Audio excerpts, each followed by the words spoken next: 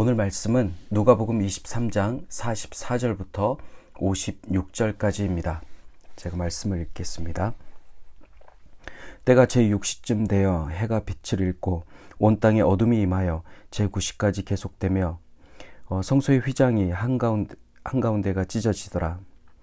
예수께서 큰 소리로 불러 이르시되 아버지 내 영혼을 아버지 손에 부탁하나이다 하고 이 말씀을 하신 후 숨지시니라. 백부장이 그 된 일을 보고 하나님께 영광을 돌려 이르되 이 사람은 정녕 의인이었도다 하고 이를 구경하러 모인 무리도 그 된 일을 보고 다 가슴을 치며 돌아가고 예수를 아는 자들과 갈릴리로부터 따라온 여자들도 다 멀리 서서 이 일을 보니라.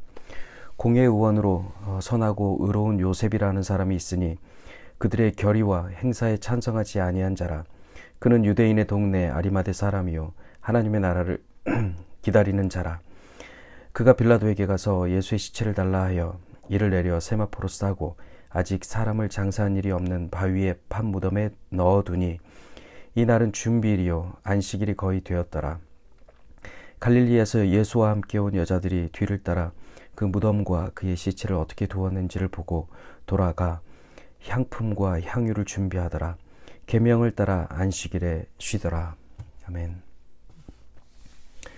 창세기 1장에는 저녁이 되고 아침이 되니 라는 표현이 계속해서 등장합니다. 유대인들은 이 개념을 계속해서 유지해 왔습니다. 그러니까 저녁 6시가 하루의 시작이고 아침, 즉 낮을 통해 하루가 완성되는 것입니다. 히브리인의 하루의 시작인 저녁 6시는 지금 우리에겐 자정 0시를 의미합니다. 그래서 보통 히브리인의 시간에 6시간을 더하면 현대 시간이 됩니다. 제3시, 즉 아침 9시에 예수님은 십자가에 못 박혀 높이 들리셨고 3시간이 지난 제6시쯤 되어 해가 빛을 잃고 온 땅에 어둠이 임했습니다. 때가 제6시쯤 되었다고 하는 것은 낮 12시가 된 것을 말합니다. 어둠이 제9시까지 이어졌는데요. 낮 15시, 즉 오후 3시까지 이어진 것입니다.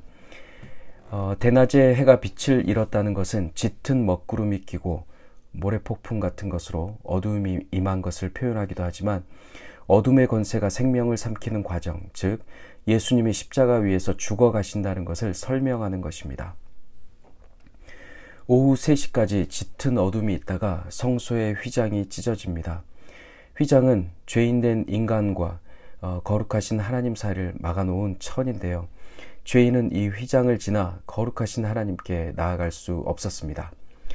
하지만 예수님의 거룩하신 피가 우리의 죄를 대신했으므로 휘장이 찢어져 사라지고 이제 우리가 찢어진 휘장을 지나 아버지께 나아갈 수 있게 된 것입니다.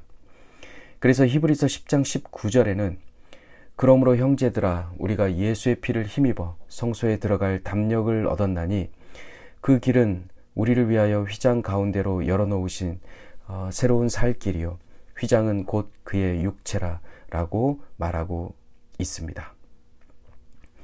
예수께서 십자가에서 죽으시며 흘리신 피로 성소의 휘장이 찢어지고 예수님이 십자가에서 죽으심으로 죽을 수밖에 없는 죄인들에게 살 길이 열린 것입니다. 휘장이 찢어짐으로 이후에 성령 하나님께서 우리 마음에 임하셨고 24시간 주님과 함께하며 언제 어디서든 예배하는 삶을 살 수 있게 된 것입니다. 우리는 참으로 놀라운 시대에 살고 있습니다. 날마다 성소에 들어가 주님과 친밀하게 교제하는 축복된 삶이 열린 것입니다. 예수께서 숨을 거두시자 요셉이라는 남자가 등장합니다. 그의 프로필은 공회 의원 그리고 선하고 의로운 사람입니다. 성경에서 선하다는 것은 열매 맺는 것과 관련이 있는데요. 요셉은 포도나무이신 예수를 본받아 삶에서 선한 열매를 맺은 사람인 것입니다. 또한 의롭다는 것은 예수의 부활 그리고 구원과 관련이 있는데요. 요셉은 생전에 예수께서 말씀하신 부활을 믿었고 그가 자신의 구원자이심을 믿었습니다. 그래서 51절은 그는 하나님의 나라를 기다리는 자 라고 표현했습니다.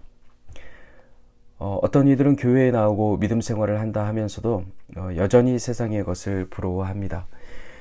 그들은 예수 믿으면 일이 잘 풀리고 성공한다고 믿습니다. 하지만 아닙니다. 그렇지 않습니다. 예수 잘 믿어도 망할 수 있고 예수 잘 믿어도 가난하게 살다가 죽을 수 있습니다. 예수님은 이 땅에 사람으로 오셨을 때 세상적으로 성공하지 못했습니다. 예수님은 그저 채찍으로 맞으며 고통당하시다가 사형수가 되어 십자가에서 죽으셨습니다. 아리마대 요셉은 십자가에서 죽으신 예수님의 장례를 맡겠다고 나섰습니다. 앞에서 말한 것처럼 그는 공회원이었고 어느 정도 위치에도 있었습니다. 그러나 정치적 명분이나 자리에 연연하지 않고 불의에 침묵하지 않았습니다. 요셉이 총독에게 예수의 시신을 당당히 요구할 수 있었던 것은 그가 하나님 나라에 대한 믿음과 소망이 있었기 때문입니다. 우리가 하나님의 나라를 기다린다면 세상의 것들에 연연하지 않고 당당하게 믿음으로 살아가야 할 것입니다. 이 땅에서 돈 버는 것, 자녀 잘 되는 것, 좋은 대학 가는 것, 회사에서 승진하는 것 중요합니다. 그러나 자신의 돈과 권력, 자리에 연연하지 않고 주님을 따라 살아가는 용기와 결단이 우리에겐 필요합니다. 말로만 장담하던 제자들은 이제 온데간데 없고 연약하고 이름 없는 여인들, 이방인 백부장, 의로운 요셉이 끝까지 주님을 따르는 제자가 되고 있습니다.